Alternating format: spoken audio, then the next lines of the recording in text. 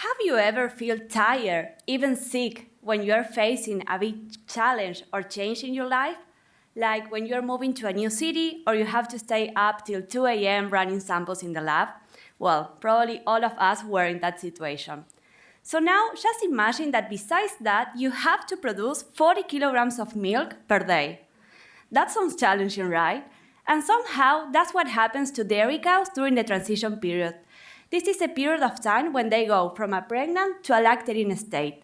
And it's also when many hormonal, physiological, and nutritional changes happens, all at the same time, making their immune system more dysregulated and also more susceptible to suffer disease.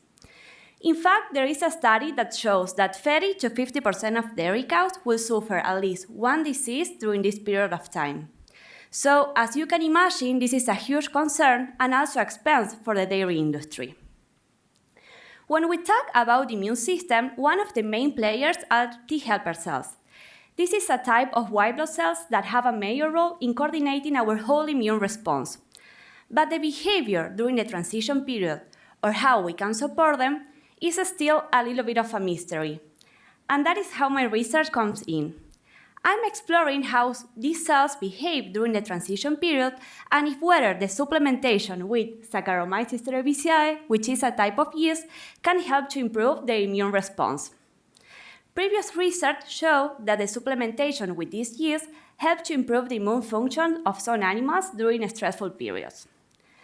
So, in order to test this, what we did is we supplement some cows with the yeast while others didn't receive it, and we take several blood samples, before and after calving, to isolate the immune cells and stain them using specific antibodies that allow us to characterize the immune cell population by the expression of cell surface receptors using a flow cytometry.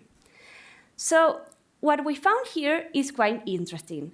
So even though the yeast didn't affect the overall number of T helper cells, it did reduce the expression of CD28. This is an activation marker that is linked with inflammation. So probably the supplementation of the yeast may be helping us to reduce harmful inflammation, something that can lead to disease during the transition period. So, if we can have a better understanding about how T helper cells behave during the transition period and how we can support them, my research could help to improve cow health and welfare, ultimately benefiting both the animals and also the industry. Thank you very much for your attention.